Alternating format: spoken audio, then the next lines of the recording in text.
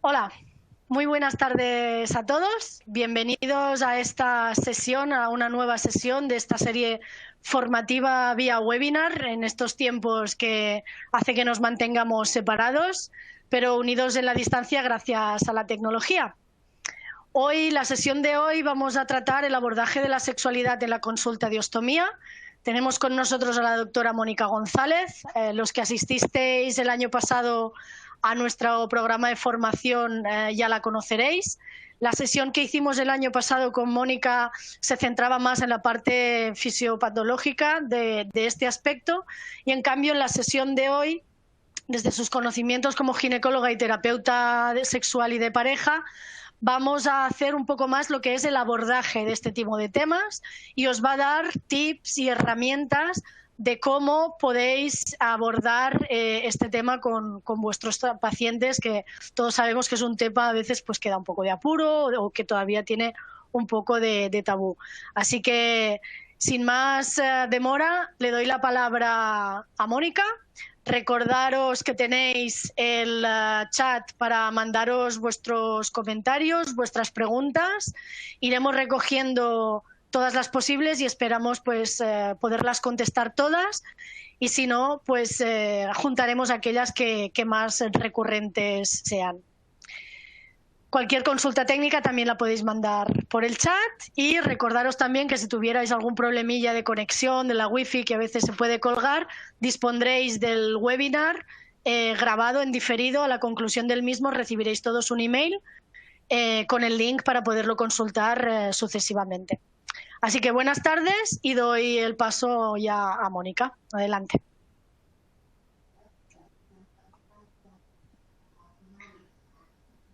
Hola, muy buenas tardes a todos, bienvenidos, gracias por estar aquí de nuevo escuchándome.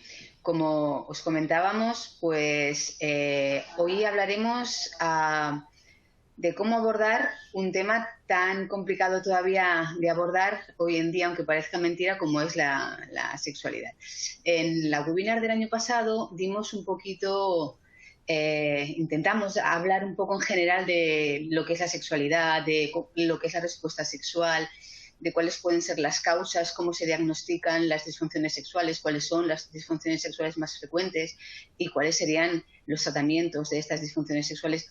Hoy vamos a intentar ver cómo podemos aplicar estos conocimientos en la consulta, y para ello tenemos que romper un poco el hielo con nuestros pacientes y empezar a hablar, ¿no?, del tema. Y para empezar a hablar del tema, bueno, pues deberíamos de... no puedo acceder a la presentación. A ver. Aquí. Para empezar a hablar del tema, vamos a utilizar el método Plicid. El método Plicid es un modelo que fue creado por Jack Anon en el 1976 para abordar temas complicados para hablar con los pacientes, como puede ser el tema sexual.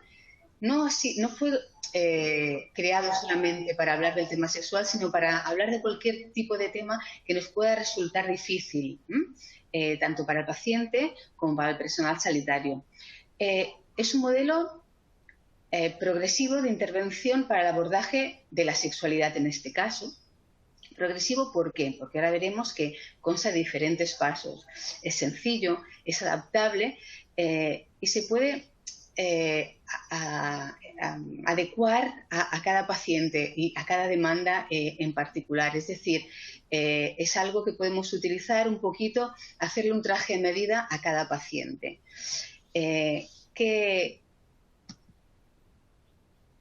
¿Qué significa Plicid?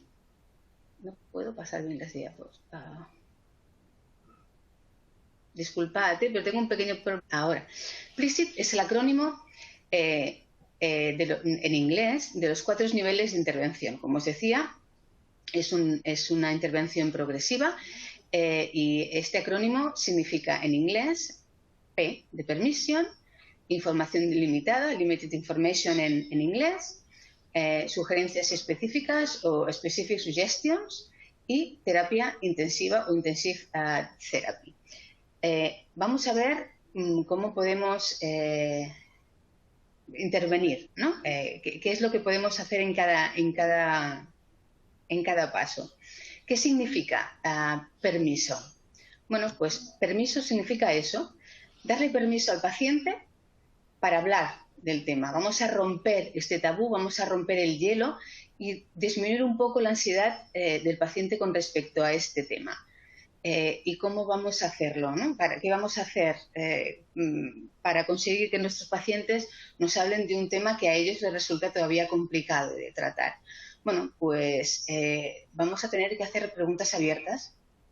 Vamos a tener que olvidarnos de las preguntas dicotómicas de respuestas sí o no, intentar utilizar preguntas en las que el paciente pueda responder de una forma más abierta. Podemos hacer preguntas introduciendo la sexualidad a través de la enfermedad que el paciente sufre, en este caso, el ser portador de una ostomía. Podemos además incorporar estas preguntas en el protocolo de historia clínica. Yo creo que debería de ser necesario que cualquier sanitario que esté en contacto con pacientes debería preguntarle a sus pacientes de forma protocolaria por cómo es su sexualidad, igual que les preguntamos por el peso, por la talla, cómo duermen, cuántas veces van a orinar, por las deposiciones, pues también deberíamos de preguntarle por cómo son sus relaciones sexuales de una forma un poco reglada. En principio, las anamnesis en general todavía no tienen incorporada una historia sexual como Dios manda. Si alguno de vosotros estuvo en mi webinar anterior, pues una de las cosas que yo hago es ser muy curiosa y preguntar mucho sobre la sexualidad de los pacientes. También es verdad que yo tengo un sesgo. Yo me dedico a preguntarle a los pacientes sobre su sexualidad y la mayoría de mis pacientes cuando acuden a la consulta ya acuden con un tema sexual, con lo cual aquí hay un sesgo comparativo. Pero no está de más preguntarle a los pacientes, aunque no vengan por ello, qué tal les va en la esfera sexual, y siempre dejar puertas abiertas en el sentido de que si en ese momento el paciente no tiene interés en abordar el tema sexual, dejarles la posibilidad de que en ocasiones posteriores puedan comentar sobre el tema. ¿Cómo podemos hacerlo? Unos cuantos ejemplos de esto, ¿no? Bueno, pues algún ejemplo de esto podría ser los que vemos a continuación.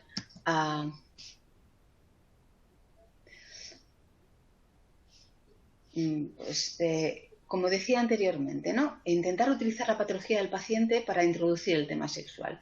Pues muchos pacientes sometidos a cirugías como la suya tienen problemas con su sexualidad. ¿Cómo va usted con este tema? ¿Es su caso? Sepa que si es su caso, pues hay maneras de mejorar la situación, tanto si es un hombre como si es una mujer. Los que me vieron en la ocasión anterior, en el webinar del año pasado, lo saben. Si no, os lo digo, mi especialidad son las mujeres. Yo hago disfunción sexual femenina. La gran mayoría de pacientes que visito son mujeres, con lo cual abordo más las disfunciones sexuales femeninas. No hace falta que sea una cirugía, puede ser una hipertensión arterial. La hipertensión arterial puede provocar alteraciones en la esfera sexual tanto de hombres como de mujeres. Los fármacos para según qué tratamientos y para según qué patologías también pueden alterar la esfera sexual. Pues aprovechar, ¿no? Los típicos, tanto los antihipertensivos como los antidepresivos, los inhibidores selectivos de la recaptación de serotonina, son los típicos fármacos que afectan muchísimos aspectos de la esfera sexual. Bueno, pues preguntarle al paciente, ¿desde que toma usted esta medicación ha notado algún cambio en su esfera sexual? ¿Tiene usted menos ganas de tener relaciones sexuales? En el caso del varón, ¿le cuesta más eyacular? En el caso de la mujer, ¿le cuesta más excitarse? A través de sus propias patologías, de su propia historia personal patológica, podemos abordar el tema sexual. De esta manera abrimos una puerta que el paciente espera que abramos nosotros, porque sí que es cierto que en la gran mayoría de pacientes con algún tipo de estas alteraciones casi el 70% espera que seamos los médicos los que abordamos el tema. También es cierto que los roles están cambiando y que cada vez más pacientes son los que preguntan en consulta por el tema sexual, ya que están cada vez más preocupados, tanto hombres como mujeres. Hasta ahora parecía que era un terreno muy masculino y que los hombres estaban mucho más preocupados que las mujeres por el tema sexual. Ahora cada vez más las mujeres abordan el tema sexual con menos vergüenza, menos pudor o con más empoderamiento, si queréis, y también consultan por el tema sexual. Dejar puertas abiertas, como os decía antes, ¿no? Pues la sexualidad puede verse afectada en procesos como el que usted está sufriendo. Que sepa que si ahora no es el momento, pues más adelante puede volver a consultarlo. Si no lo quiere consultar ahora, estamos aquí para echar un cable, para ayudar.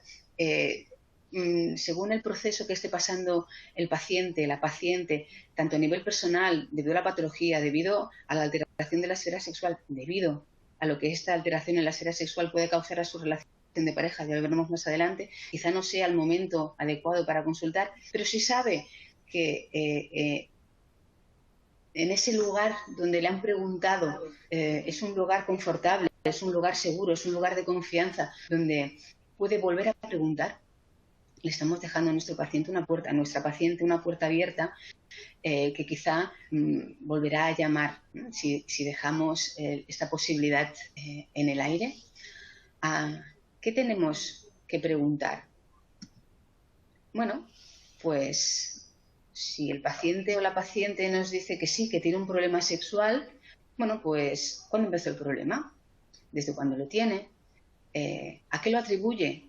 Porque muchas veces los propios pacientes, las propias pacientes ya tienen sus propias teorías de que me está pasando esto desde que, en el caso de medicaciones, muchas veces correlacionan causa-efecto. Me empecé a tomar la medicación y desde que tomo la medicación me está pasando esto. Evidentemente, en caso de pacientes osteomizados, es como un antes y un después, ya no solamente, como hablamos en el webinar del año pasado, la alteración de la imagen corporal debido a la ostomía es un antes y un después por el hecho del cambio de la imagen corporal, sino también depende del tipo de cirugía por la cual le hayan hecho la ostomía, eso también afecta a la respuesta sexual, a la biología, a la fisiopatología de la respuesta sexual, y esto puede ser una causa, un origen. Evidentemente, aquí hay un antes y un después y hay una atribución muy evidente de me pasa todo esto desde que me operaron, ¿no?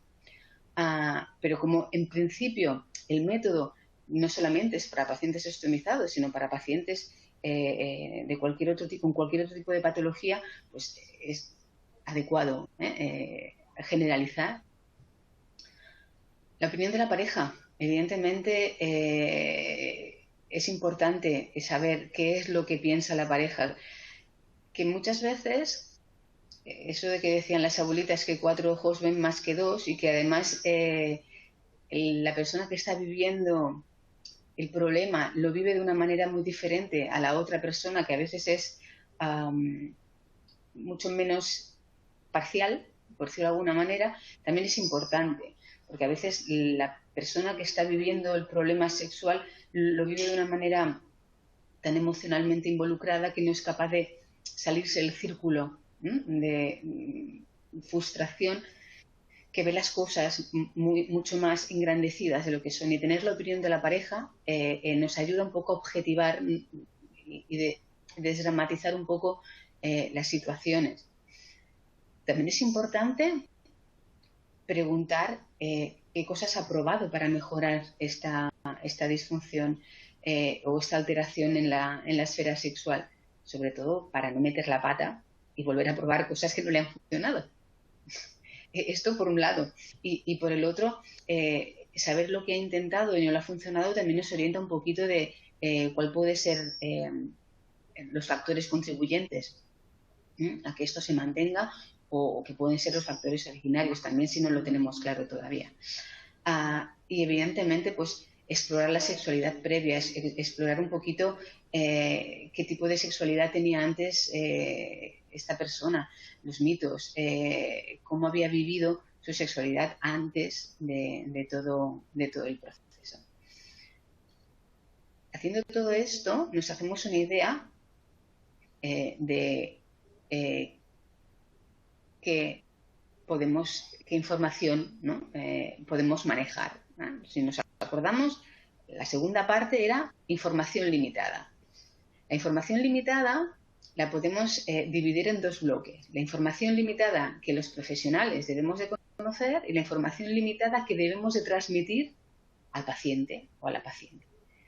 En el caso de la información limitada que debemos de conocer los profesionales, aquí os voy a dar un pequeño repaso, ¿no?, de lo que hicimos el año pasado, pequeño. Me gustaría que quedaran claros estos tres conceptos, ¿vale? El concepto biopsicosocial de la sexualidad, la anatomía genital y la respuesta sexual. Recalco, en este caso solo voy a hablar de mujeres, y las disfunciones sexuales y los factores generadores de la mujer.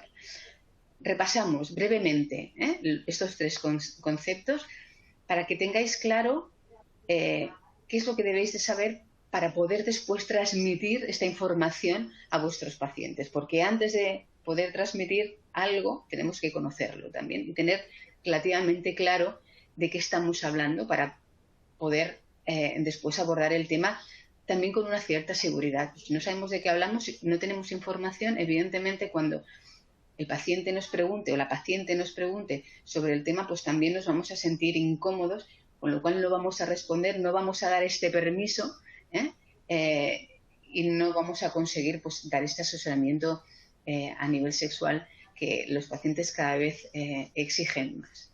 Vamos a hablar un poco del concepto biopsicosexual.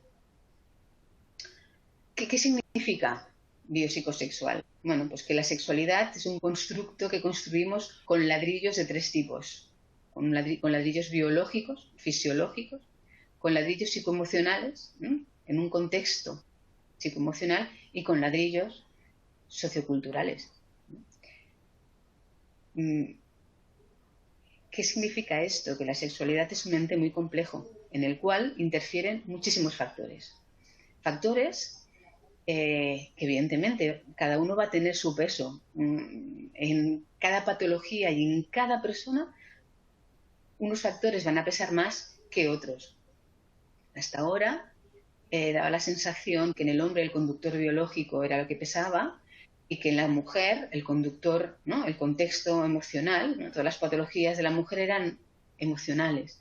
Pues no, los hombres también tienen un peso psicoemocional importante y evidentemente la situación sociocultural también les afecta y esto cada vez se nota más con los cambios sociales y culturales que estamos viviendo.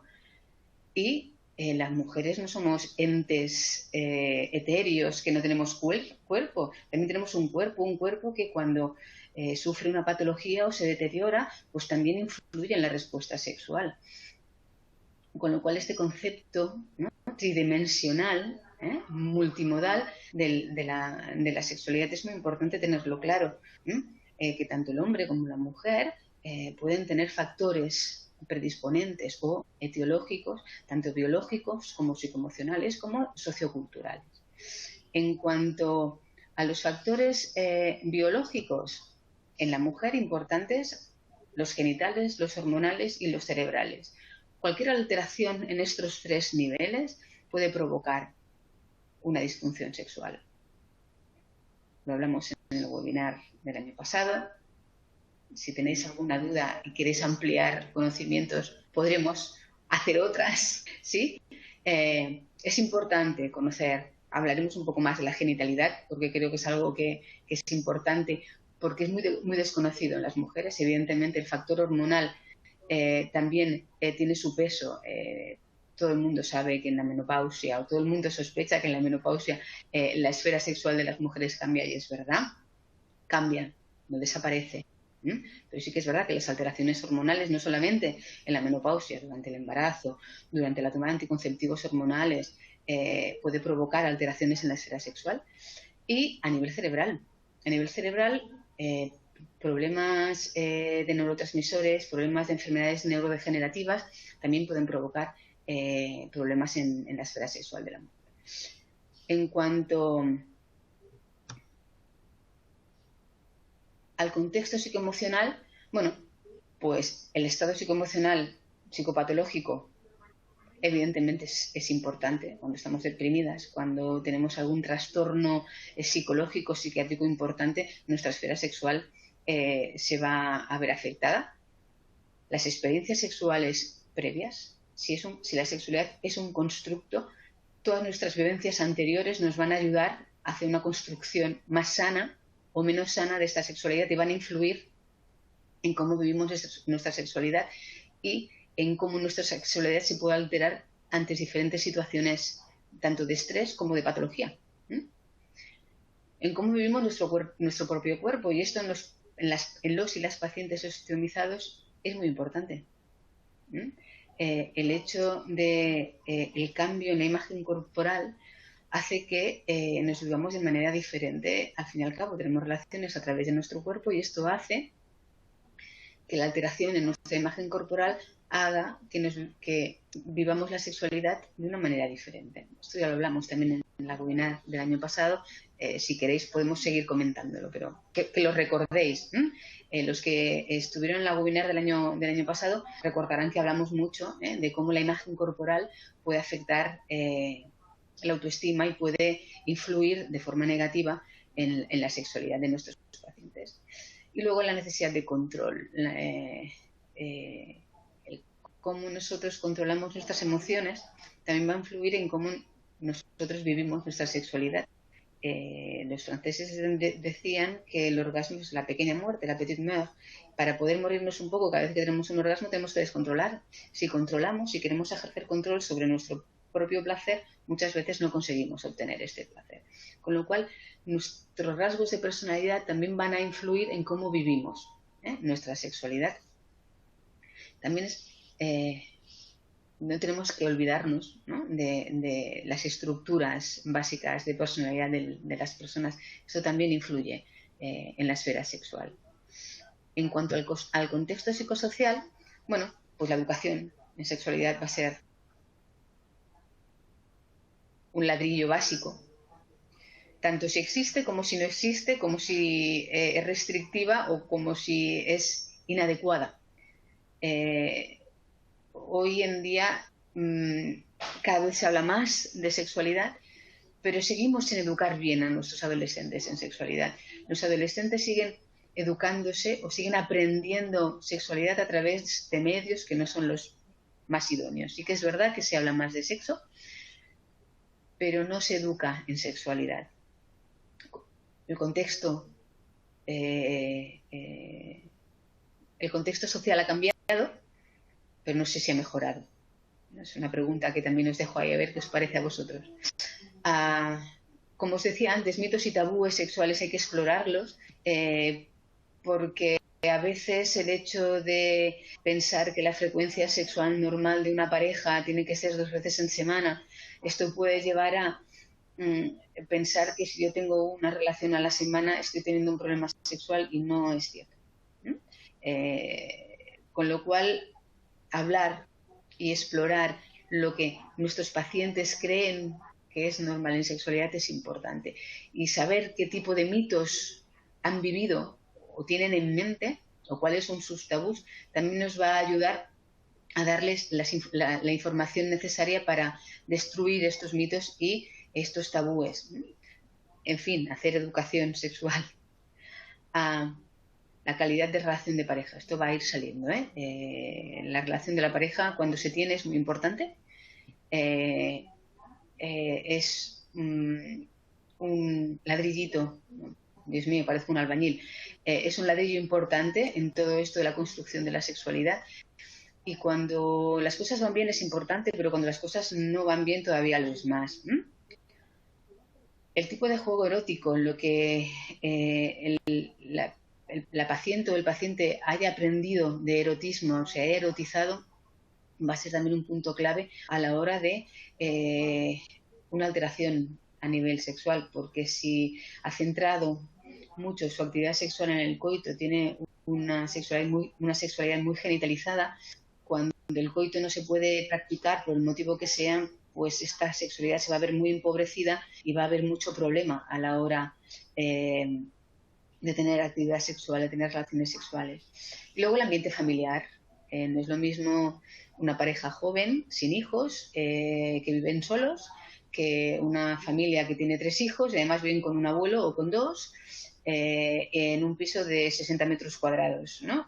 Quiero decir, el contexto sociofamiliar es el contexto sociofamiliar, ya no solamente es los inputs que hemos recibido durante nuestro crecimiento y durante nuestro aprendizaje sexual, sino también el momento sociocultural que estamos viviendo, cómo estamos en casa, el tipo de familia que tenemos, el tipo de relación de pareja que tenemos, también va a influir en el tipo de actividad sexual que tenemos.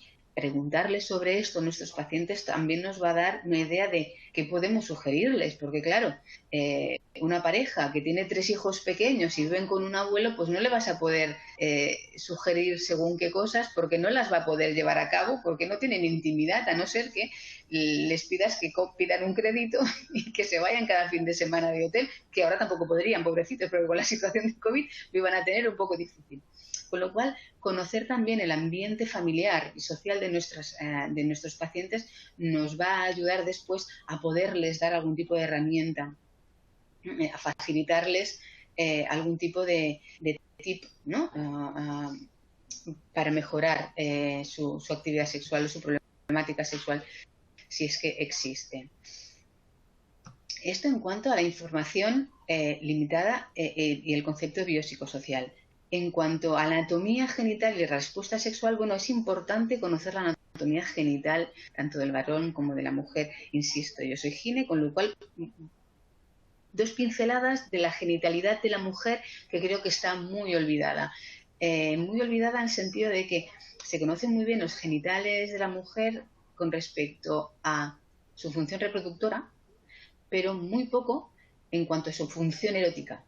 De hecho, esta imagen tan mona que tenéis aquí, que es nuestro complejo erótico vulvar, ha sido una fuente de controversia durante muchísimo tiempo y hasta hace muy poco no se pusieron de acuerdo de que esto era el complejo erótico vulvar y que esto tenía una función muy parecida a los cuerpos cavernosos en el varón, que esto es lo que se llena de sangre, esto tiene unas terminaciones nerviosas a centímetro cuadrados, tienen muchísimos receptores sensoriales y que a nivel de funcionamiento son prácticamente iguales a los cuerpos cavernosos del varón. Claro, si el desconocimiento es del personal sanitario, imaginaros el desconocimiento que tiene la población general, con lo cual nosotros tenemos la obligación de saber que esto existe, de que esto es así y tenemos que luego poder transmitírselo a nuestras pacientes. Y claro que el clítoris no solamente es ese botoncito de apenas 1 centímetro que nos asoma entre la parte superior de los labios menores. No, eso es el capuchón del clítoris y el cuerpo del clítoris. Más interiormente tenemos toda esta estructura que también funciona en la respuesta sexual, que se tiene que vascularizar, que se tiene que llenar de sangre y que esto nos provoca placer. Por eso, muchas mujeres durante la penetración, aunque no se toquen el clítoris, también consiguen placer, ¿no? Y esto de que soy clitoridiana o soy vaginal, da igual, porque lo que se está estimulando es toda esta zona y al fin y al cabo el orgasmo se tiene aquí arriba, ¿de acuerdo?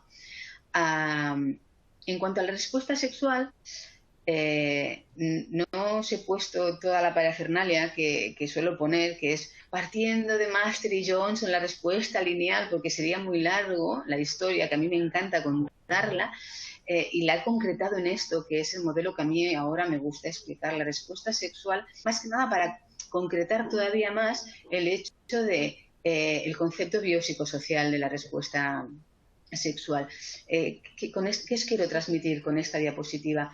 Que la respuesta sexual no es solamente un hecho biológico, ¿no? De excitación, meseta, orgasmo y resolución, como decían Master y Johnson, sino que aquí intervienen muchas otras cosas. Evidentemente, esto es así, nos excitamos, tenemos una meseta, tenemos un orgasmo, pero en esta respuesta hay otros muchos factores que influyen, que no solamente son físicos, sino que también son emocionales y que también son socioculturales, ¿de acuerdo? para rematar un poco, ¿no?, lo del concepto, hacer un poco de encuadre en lo del concepto biopsicosocial. Que es importante la biología, evidentemente, tenemos que saber cuál es la anatomía y cómo responden nuestros genitales y cuál es la respuesta sexual, pero también es importante saber que hay otros factores que pueden afectar esta respuesta, que no solamente son biológicos, como es el tipo de relación que tenemos, cómo es el tipo de educación que hemos recibido, cómo es el tipo de cultura en el cual nos hemos educado, y algo muy importante que veis aquí, ¿no?, que es el proceso de erotización, y que es como nuestra mente procesa los estímulos tanto físicos como mentales, los procesa como eróticos, los erotiza. Estímulos que pueden ser tanto caricias como pensamientos, los procesa de manera que esos estímulos acaban siendo eróticos, ¿no? Y esto hace que la respuesta sea más enriquecida. Y esto Master y Johnson en su momento no lo tuvieron en cuenta. No lo tuvieron en cuenta porque no se estudiaba, evidentemente. Estamos hablando de hace 70 años. Con el tiempo hemos visto que la respuesta sexual depende de muchos otros factores, no solamente los biológicos, y que son importantes también a la hora de, sobre todo a la hora de luego intervenir y luego dar sugerencias a nuestros pacientes. ¿Qué disfunciones sexuales son más frecuentes en las mujeres? Yo aquí os he puesto la clasificación de femenina, que son 3 grandes bloques: el trastorno del orgasmo femenino, el trastorno del interés de la excitación sexual y el trastorno por dolor a la penetración, ¿no?, o trastorno del dolor pélvico. Estos son los 3 grandes bloques que deberíais de conocer con sus respectivas definiciones. El trastorno del orgasmo no ha variado mucho en los últimos años la definición y los conceptos. Los que sí han variado han sido el trastorno del interés y la excitación sexual y el trastorno por dolor a la penetración, que esta es la clasificación del DSM-5. Cuando cambiaron del DSM-4 al DSM-5 hicieron varios cambios. Uno de ellos fue unir el trastorno, lo que antes era de bajo deseo sexual y de excitación, lo unieron en el trastorno de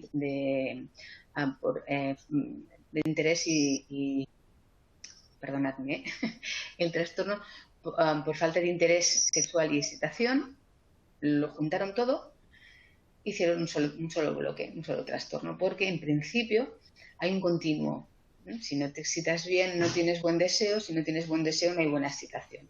Hubo muchos detractores de esta unión y de esta nueva definición, pero bueno, de momento se ha quedado así en la clasificación del DSM-5. Y con respecto a los trastornos por dolor pasó una cosa parecida. Antes, que de hecho en el día a día hay mucha gente que sigue utilizando dispareunia, que quizá os suene más, y vaginismo. Sí que es verdad que la dispareunia y el vaginismo sí que son, digamos que, 2 puntos en un mismo espectro. El vaginismo para mí es algo un poco más específico, porque realmente es una especie de bloqueo, no solamente a nivel vaginal, sino a nivel mental. Son chicas que no permiten, hacen un espasmo a nivel vaginal y no permiten la entrada ni nada en la vagina, pero no solamente el pene, no permiten entrada ni de dedo, ni de tampones, ni de absolutamente nada, y de forma involuntaria, a pesar de que ellas quieren que en la vagina entre algo, hacen un espasmo por miedo, cierran las piernas y aquí no entra nada.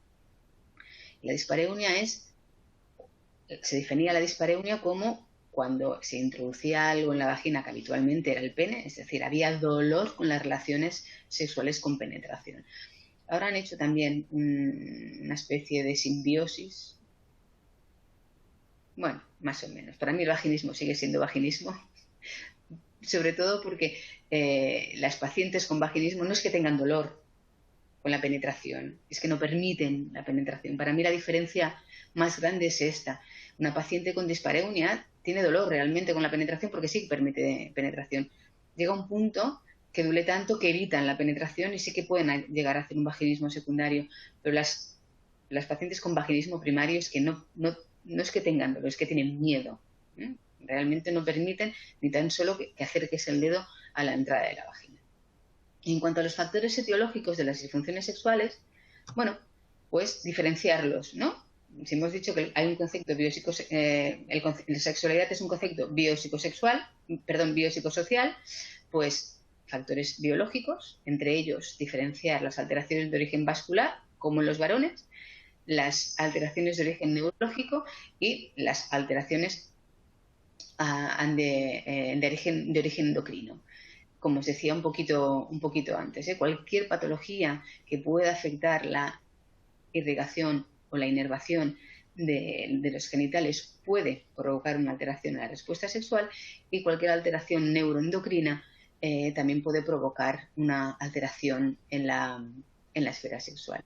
En cuanto a los factores etiológicos, los podemos diferenciar en predisponentes, precipitantes y mantenedores, y es un poquito más de lo mismo. La educación sexual, los recursos a recuerdos traumáticos en la infancia, los mitos y los tabúes como factores predisponentes, como factores mantenedores. Bueno, pues un poco el tipo de sexualidad, perdonad, el tipo de sexualidad que tienen, si hay infertilidad, el deterioro de la autoimagen, trastornos por dolor.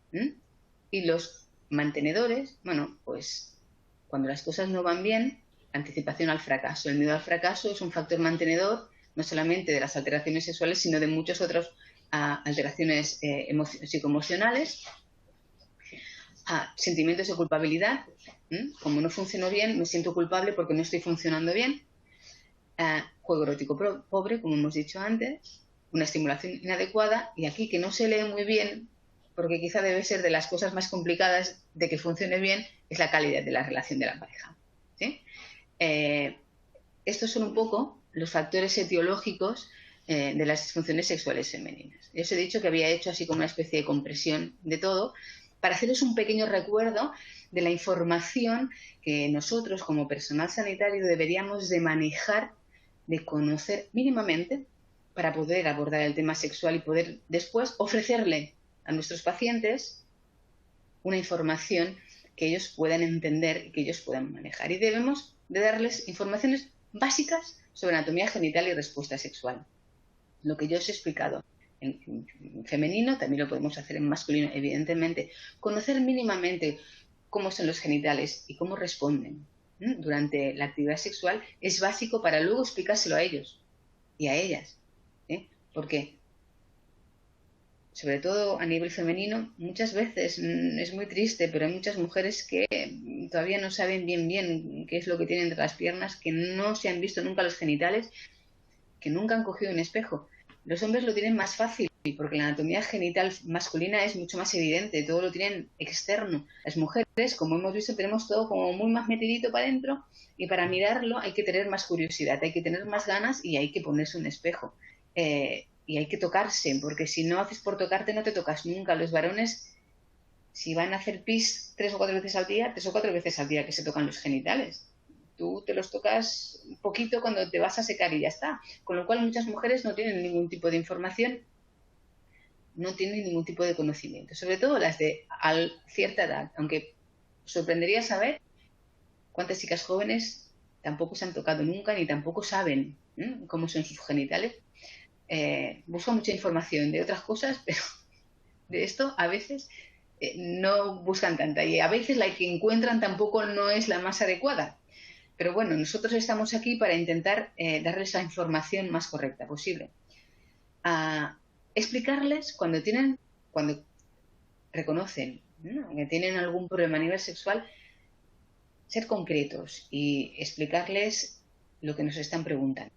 ¿Sí? Si tengo un problema de dolor, bueno, pues explicarle por qué pueden tener dolor, depende de la edad, una dificultad en la lubricación, una falta de estrógenos. Tampoco hace falta explicarle mucho más allá si en aquel momento no hay una demanda. Centrarnos, ¿no?, en el problema actual para mejorar, y luego si la paciente vuelve a demandar otras cosas o quiere mejorar más en su esfera sexual, ya les explicaremos más cosas. Y otra vez, ¿no?, la pareja. Os he dicho que la pareja es importante, sobre todo porque puede alterar mucho la dinámica de la sexualidad en pareja y de la paciente o el paciente, y porque a la hora de instaurar algún tipo de terapia o algún tipo de recurso para mejorar el problema sexual existente, podemos tener un coterapeuta, podemos tener una gran boicoteador o boicoteadora. Con lo cual, inmiscuirla o ¿no? Intentar que colabore con nosotros es muy importante. ¿Por qué? Bueno, porque una relación de pareja siempre va de la mano de una relación sexual. De una relación sexual siempre va de la mano de una relación de pareja. Es imposible, ¿no? En una relación de pareja escindir la relación sexual y al contrario. Una relación de pareja tiene 3 pilares básicos: el diálogo y la comunicación, el apoyo mutuo, la empatía y la inteligencia emocional. Si nos basamos en esto, podemos ayudar a nuestras pacientes o a nuestros pacientes a que involucren a su pareja. ¿Y por qué es importante involucrar a la pareja? Bueno, porque el abordaje en pareja de los trastornos o de la problemática sexual es mucho más sencillo. La persona afectada del problema se va a sentir mucho más entendida y la pareja va a poder apoyar mucho más si damos información en pareja. Si la pareja también sabe qué es lo que le ocurre a aquella paciente o a aquel paciente, va a entenderlo mejor y va a poder apoyarlo más. Y la paciente o el paciente que está sufriendo el problema se va a sentir mucho más apoyado. Es quid pro quo, y es algo que deberíamos intentar hacer siempre. A veces no se consigue, pero es mucho más efectivo intentar abordar los problemas sexuales en pareja. Al fin y al cabo, las relaciones de pareja las relaciones sexuales las tenemos en pareja habitualmente. A veces las tenemos solos, a veces las tenemos en más de pareja, pero habitualmente las solemos tener con nuestra pareja. Y cuando una cosa no va bien, acaba perjudicando a la otra. Así como un problema sexual lo podemos resolucionar mucho mejor si tenemos el apoyo de pareja, una mala relación de pareja, un problema de pareja también puede ser un factor predisponente para un problema sexual. Con lo cual, abordar el tema en pareja también nos va a ayudar a ver si aquí hay un factor predisponente importante, que sea la mala relación de pareja o el problema de pareja más allá del problema sexual. En cuanto a las sugerencias específicas, ¿no? ¿En qué podemos echarle un cable a este paciente o a esta paciente que tiene esta problemática sexual? Bueno, pues vamos a intentar que adquieran más confianza en su respuesta sexual, que su esfera sexual se afiance. ¿Cómo? Pues ayudándoles a pensar en positivo con respecto al sexo, a sentirse más seguros, y vamos a intentar para ello algunos tratamientos más dirigidos. ¿Cómo vamos a conseguir que piensen en positivo? Bueno, pues con una reestructuración muy sencilla. Una reestructuración cognitivo-conductual. Vamos a intentar que estos pensamientos negativos que tienen con respecto al sexo se vuelvan positivos. Cuando una conducta va mal, cuando algo nos sale mal, los pensamientos que tenemos con respecto a su conducta suelen ser negativos, con lo cual tenemos que intentar cambiar esta negatividad con respecto a la sexualidad por algo positivo. Y para ello, hacer una lista de beneficios, ¿sí? Con pensamientos positivos con respecto al sexo, con beneficios para tener una sexualidad positiva. Esto nos va a ayudar a esta reestructuración, ¿sí? Si cuando pensamos en tener una actividad sexual, la idea que nos viene a la cabeza es un pensamiento positivo, es más probable que nos apetezca o que nos vuelva a interesar tener actividad sexual, que si el pensamiento que nos viene es un pensamiento negativo. Si yo cuando pienso en tener una actividad sexual pienso, es que me va a doler, y es que además no voy a conseguir placer, y es que además él se está poniendo muy pesado, pues evidentemente a mí cada vez me va a apetecer menos tener una relación sexual con mi pareja. Si en vez de esto, el pensamiento que viene a mi cabeza es, ya no me duele porque me han dado una cremita y me han dado un lubricante con los que he conseguido mejorar el dolor. Además, como ya no tengo dolor, pues voy a tener un poquito más de placer. Además, cuando tengo una relación sexual satisfactoria, yo veo cómo mi relación de pareja cambia, que esto es muy importante de incidir aquí. Porque cuando tenemos relaciones sexuales satisfactorias, nuestras relaciones de pareja habitualmente cambian a mejor. Claro, ante este cambio de pensamiento más positivo, evidentemente me va a apetecer más. Aparte, yo les suelo pedir que hagan una lista de beneficios positivos. Respiro mejor, tengo la piel más mejor, es un ejercicio positivo para mí. Es decir, beneficios tangibles, que ellas se den cuenta de que obtienen algo más que única y exclusivamente el placer físico. Y si nos ponemos a analizar, y si queréis lo podéis hacer en casa, es una propuesta que os hago, cada una de forma individual, después de tener una actividad sexual satisfactoria, pensad cómo os sentís, tanto a nivel físico como a nivel emocional, ¿no? Pensad que aquí juegan un papel muy importante las endorfinas. Nos sentimos diferentes. Haced una listita, solamente para probar. Y así también tendréis una herramienta más, pues si lo habéis hecho vosotros, es más fácil transmitírselo a vuestros pacientes, cómo hacerlo. Y esto va a ayudar a positivizar la actividad sexual. Van a ver el sexo de una manera positiva de nuevo, porque habitualmente cuando hay problemas sexuales, la visión que se tiene del sexo suele ser bastante oscurita, bastante negra. Esto para conseguir positivizar el sexo. ¿Cómo vamos a conseguir que se sientan más seguros? Bueno, conociendo sus genitales. Hemos dicho que tienen que aprender cómo funcionan sus genitales por la mejor manera. En este caso, en las mujeres es muy importante, porque como ya os he dicho, muchísimas veces tienen un gran desconocimiento, es con la autoexploración, con la autoestimulación, que se miren, que se toquen. Hay muchas mujeres que no se han masturbado nunca. La masturbación hay que sugerirla con tranquilidad y con calma, porque no todo el mundo la acepta bien. Y a veces es mejor hacerlo de forma sutil, como un conocimiento corporal, que no como una fuente de placer, porque hay quien se siente muy culpable masturbándose. Pero bueno, si es por indicación médica y si es para conocimiento y para ampliar conocimientos, a veces se acepta mejor. Y además, esto también es importante, es como la comida. A mí me gusta mucho comer, pero para saber qué es lo que te gusta comer, primero tienes que probarlo. Primero lo pruebas y luego dices, sí, me gusta y repito. Bueno, pues para saber qué te gusta a nivel sexual, a veces hay que probarlo primero y la mejor manera es probarlo contigo misma, ¿no? Pues me gusta que me toquen así, de esta manera. Pues si te tocas tú, luego puedes explicarle a tu pareja cómo te tiene que tocar, porque tú ya te has tocado y sabes cómo te lo tienen que hacer. Con lo cual, el autoconocimiento es una manera de empoderar a nivel sexual a nuestros pacientes.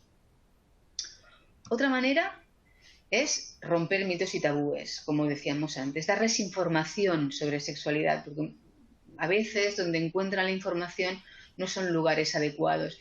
Y por desgracia, a nivel sexual rompemos unos mitos y crecen otros.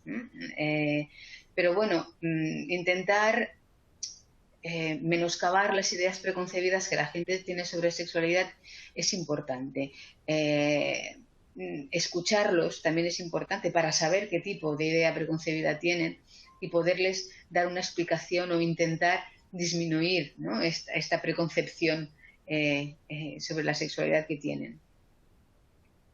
Informarles y darles informaciones lo más precisas y correctas posibles es muy importante. ¿Qué más podemos hacer? Bueno, aprendernos a comunicarnos con ellos y enseñarles a ellos a comunicarse. La comunicación es básica en cualquier relación. Médico-paciente es muy importante. En la relación de pareja es muy importante y en la relación sexual es primordial. Pero además tiene que ser una comunicación efectiva.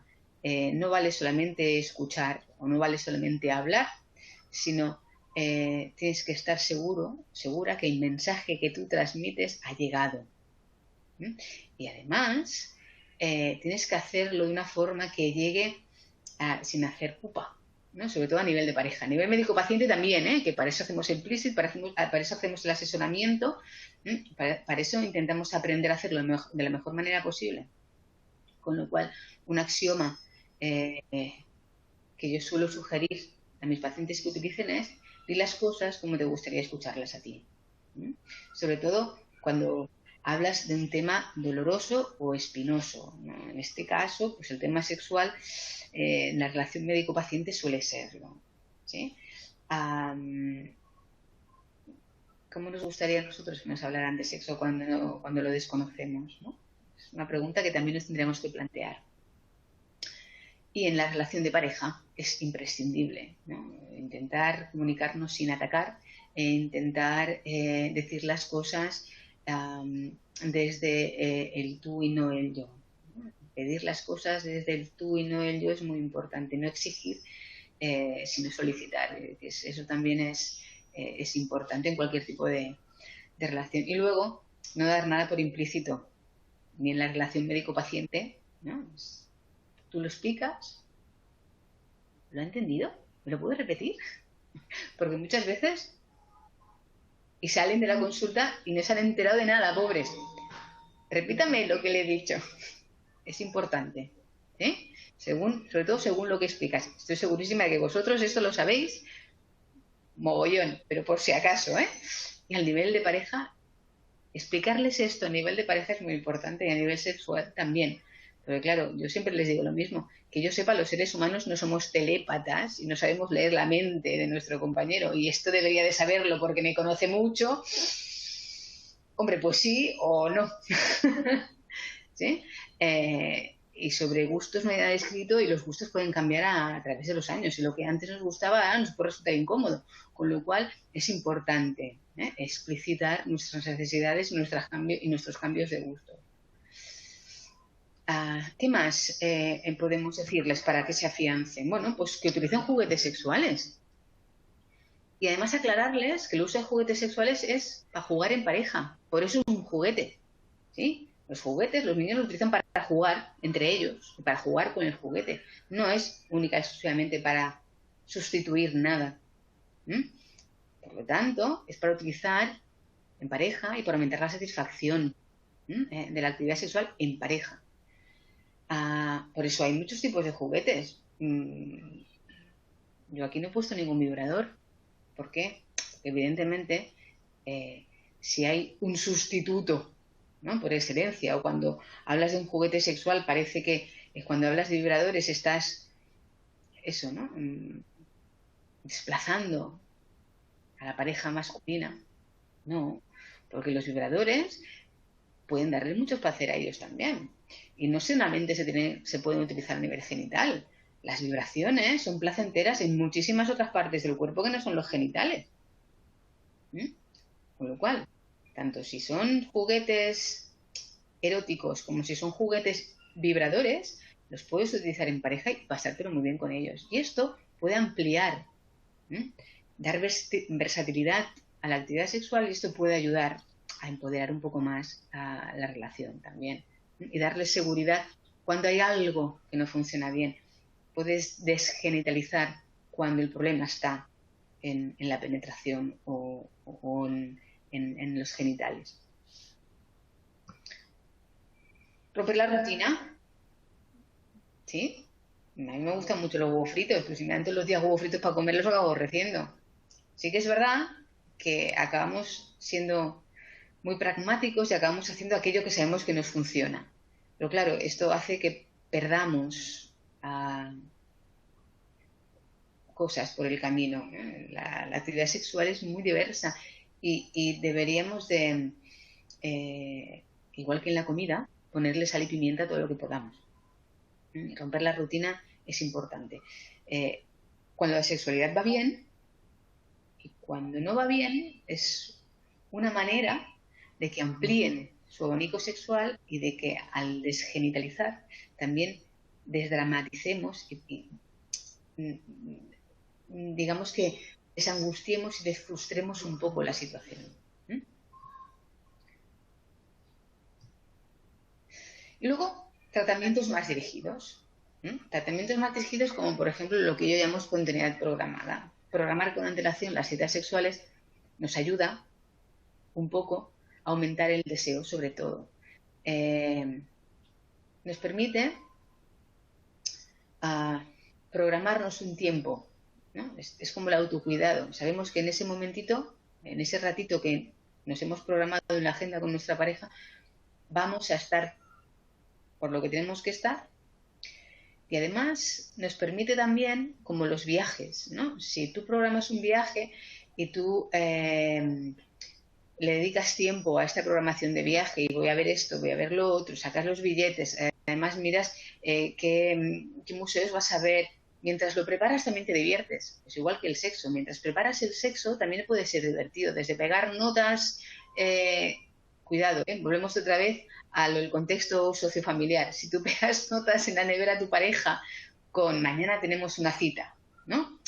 Ya le pones un poco de sal y de pimienta y conseguimos, pues eso, aumentar un poco, darle vidilla a la cosa, ya estás haciendo un doble trabajo. Además de aumentar la frecuencia, estás al programar la actividad sexual o al tener o intentar programar la actividad sexual, tú estás retomando un hábito, estás reprogramando un poco algo que al no funcionar bien has ido evitando y has ido perdiendo. El sexo también es un hábito que si por el motivo que sea dejamos de practicarlo, llega un punto en que dejamos de necesitarlo también, y volver a retomarlo a veces cuesta mucho. Volver a iniciarnos, como ir al gimnasio o volver a hacer deporte, hasta que vuelves te cuesta un montón. Luego te das cuenta de, uy, pero ¿por qué lo he dejado con lo bien que me lo paso? Pues esto es lo mismo. Lo que pasa que con implicaciones diferentes, porque evidentemente ir al gimnasio o salir a correr depende única y exclusivamente de ti. En la actividad sexual involucras a otra persona y las emociones son diferentes. El grado de frustración cuando no vas o el grado de satisfacción cuando lo haces también varía.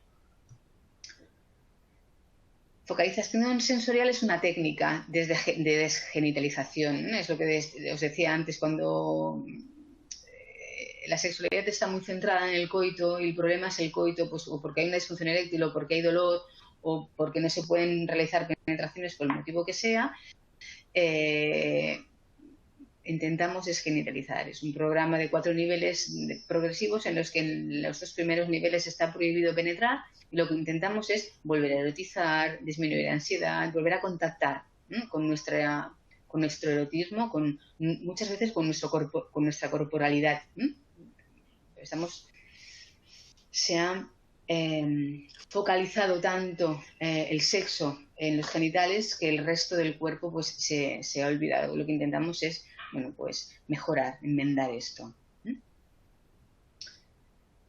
La codificación erótica. La codificación erótica es hacer un mapa erótico, es un poco un complemento de la focalización sensorial. Además de desgenitalizar, vamos a ver qué partes de mi cuerpo me dan más placer. ¿Sí? Y además voy a hacer un dibujito. Voy a hacer un dibujito porque así me hago consciente, hago un mapeo en un dibujo porque también me va a ser, al hacerlo en un dibujo, me lo voy a calcar aquí también. Es una herramienta complementaria. Todo esto son técnicas sencillas que vosotros les podéis explicar a vuestros pacientes, que lo pueden hacer. Es a veces mucho más sentido común, ¿no? que de grandes patologías. Y aumentar los estímulos externos. Habitualmente recomendando literatura erótica, filmografía erótica. Cuidado con las recomendaciones de la filmografía erótica. El porno es complicado de recomendar. Yo sugiero, sobre todo teniendo en cuenta que yo trabajo sobre todo con mujeres, sugiero películas eróticas. La pornografía muy explícita a las mujeres no les acaba de entusiasmar. También es verdad que hay mujeres que el porno les gusta, no tienen problema con la pornografía habitual, pero hay mujeres que el porno explícito les da mal rollo. Muchas veces es simplemente películas eróticas, desde 9 semanas y media en las que hay escenas subiditas de tono, hasta, si queréis, pornografía, lo que ahora se ha llamado pornografía para mujeres. Hay varias directoras que hacen porno para mujeres, que no están mal, es cuestión de sugerir y si lo aceptan, probar. Y después recurrir a fantasías sexuales. Es un mito que las mujeres no tenemos fantasías sexuales. Es mentira. tenemos fantasías sexuales diferentes a las de los hombres, pero también tenemos fantasías sexuales. Y explotar estas fantasías sexuales es importante, porque nos ayuda a pensar más en sexo. Si pensamos más en sexo, aumenta nuestro deseo, aumenta nuestra excitabilidad, es decir, mejoramos nuestra esfera sexual si potenciamos nuestras fantasías sexuales. El problema es que a veces, según qué épocas de la vida, las fantasías sexuales se reducen. Se reducen por el estrés, por las alteraciones hormonales, por las circunstancias vitales. Y potenciarlas, ¿sí? Pensar en sexo de forma erótica, ayuda a tener más deseo, ayuda a excitarnos más. Es un buen recurso también, sencillo y baratito. Cuando no funciona nada de esto, cuando hemos abordado el tema, hemos conseguido que el paciente se involucre y ha intentado seguir alguna de las sugerencias o todas las que le hemos hecho de estas que yo os he comentado y no ha mejorado, es el momento de derivar al especialista. Es el momento en el que como personal sanitario no especializado hemos intentado mejorar la vida sexual de nuestro o nuestra paciente, no lo hemos conseguido, y es el momento de derivar. Derivar al sexólogo, al terapeuta sexual, yo mismamente, que evidentemente, aparte de estos recursos básicos, tenemos algún que otro recurso y algún que otro conocimiento para intentar, bueno, pues en estos casos más resistentes, abordar las disfunciones sexuales más resistentes, que sean por lo que sean, no responden a este asesoramiento más básico. Bueno, hasta aquí lo que os quería comentar hoy de cómo abordar la sexualidad en la consulta de ostomía, los tips que el concentrado de información que me gustaría que tuvierais claro que es necesario que tengáis para poder abordar este tema y dar la información necesaria a vuestros pacientes, y luego estos pequeños tips, ¿no? Que os pueden servir para ayudarlos en primera instancia si os apetece, si os gusta el tema, en el caso de que la paciente o el paciente os comente que tiene algún tipo de problema sexual. Y si no lo conseguís, bueno, pues el recurso de buscar a algún especialista en el tema y poder derivarle a los pacientes, pues también es una herramienta adecuada. Y aquí estamos para lo que necesitéis, evidentemente. Muy bien, muchas gracias, Mónica, por tus explicaciones.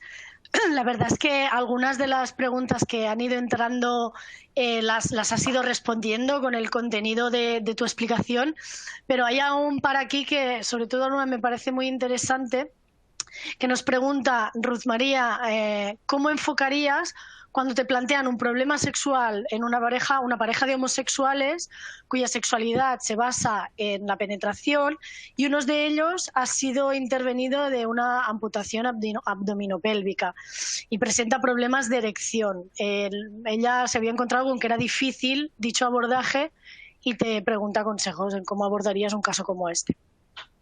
Desgenitalizando, es que es lo mismo que una pareja heterosexual que basa sus relaciones sexuales en la penetración vaginal.